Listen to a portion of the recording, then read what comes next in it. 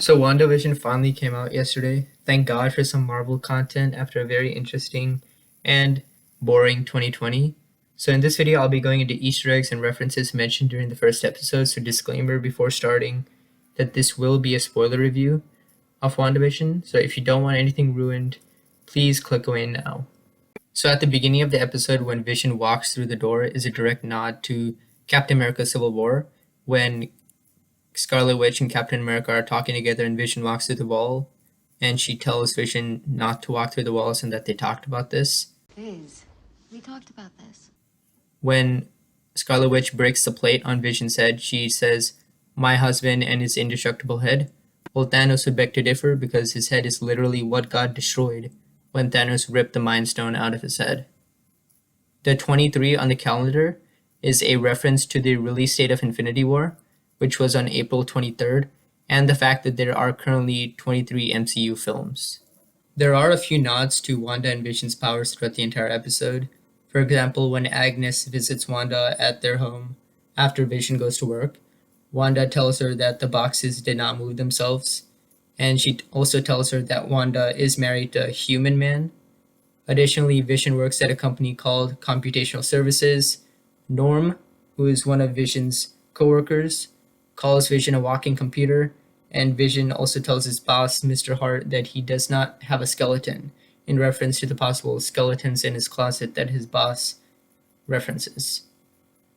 The Toastmate 2000 is made by Stark Industries, and when the girl in the advertisement presses the button, it sounds like Iron Man's repulsor beams. Toast.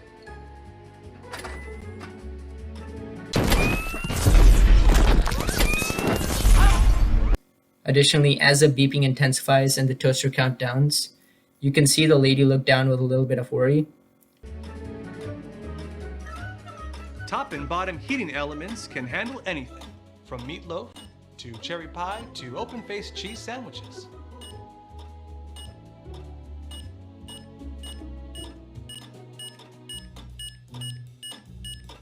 This is a peek into Wanda's psyche and backstory in the MCU. So in the MCU, while Wanda and her brother were having dinner with their parents, a Stark Industries mortar shell hit their home and killed their parents, while trapping them right next to a second mortar shell, which did not go off. So while they waited to get rescued in the next couple of days, they feared that the shell would count down and detonate and kill them every time they moved. Wanda and Vision reference Sokovia a couple of times when Mr. Hart and his wife come to Wanda and Vision's home for dinner. When Wanda is cooking dinner for Mr. Hart and his wife, Agnes comes in and says that this menu can be done in a snap, and then she snaps her fingers, referencing Thanos and the Infinity Gauntlet and the events of Avengers Infinity War and eventually Avengers Endgame. This also begs the question whether Agnes is actually Agatha Harkness, who is a witch and an occasional mentor to Scarlet Witch in the comics. Thus, she would know exactly what Wanda is doing currently, or what has happened up to this point in the MCU. The wine bottle that Wanda pours says Maison de Mépris, which I probably butchered, but in French it means House of Contempt. Also at the mouth of the bottle there is an M, which is a direct reference to the House of M storyline from the comics, in which Scarlet Witch suffered a mental breakdown and tried to alter the fabric of reality to recreate her lost children, where at the end she mutters, "No more mutants." The contempt in the House of Contempt from the wine bottle could also reference Vision being dead and possibly not wanting to live in this alternate reality that Wanda has created.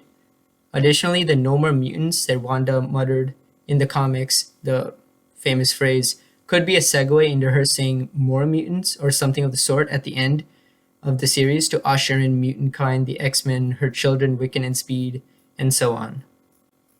Mrs. Hart's questions about the children and the lack of children that Wanda and Vision have are a nod to the eventual introduction of Wiccan and Speed, as foreshadowed by Wanda's pregnancy in episode 2. Additionally, Mrs. Hart tells her husband that Wanda and Vision are setting up their story, aka the events of WandaVision. Arthur Hart's demanding questions turn dark and leads to him choking, and this could be a reference to Wanda's chokehold on the society that she's controlling within her pocket reality. This leads to Mrs. Hart continuously repeating, "Stop it." Stop it! Stop it! Stop it! which in itself becomes sort of sinister, especially when she looks at Wanda and says it. This is probably a result of Scarlet Witch's control over this new reality breaking a bit, and the actual people trapped in the reality begging her to stop wreaking this havoc on the outside world and the community and the people that are trapped within this pocket reality. It then becomes evident that Wanda knows exactly what she is doing, especially when she breaks the facade and tells Vision to help Mr. Hart. Stop it! Vision, help him. The lobster gag is paid off at the end when it's referenced as a door knocker by Mrs. Hart. The end credits roll and we see someone from SWORD, given the logos on the screen and the notepad, actually watching the show. SWORD stands for Sentient World Observation and Response Department in the comics, but in the MCU it stands for Sentient Weapon Observation Response Division. And basically SWORD is the space version of SHIELD that monitors extraterrestrial events. So this could include mutants, for example. The person we see with the notepad could be Darcy, who we saw in the trailers and was present in the Thor movie. Then the actual end credits roll, and there's a sort of glitch towards the end when the rings appear, and then the credits turn off like a real TV would. So overall, this is a solid introduction. It was a different way to tell a story than the usual MCU way, and it was pretty fun. The aspect ratio, the laugh tracks, the actual people laughing in the background, silly jokes, all paid homage to the 1950s, I Love Lucy, and those types of shows. So I'll be doing a similar video for episode 2, which should come out by tomorrow or so stay tuned for that. Thank you all for watching, and don't forget to subscribe for similar content.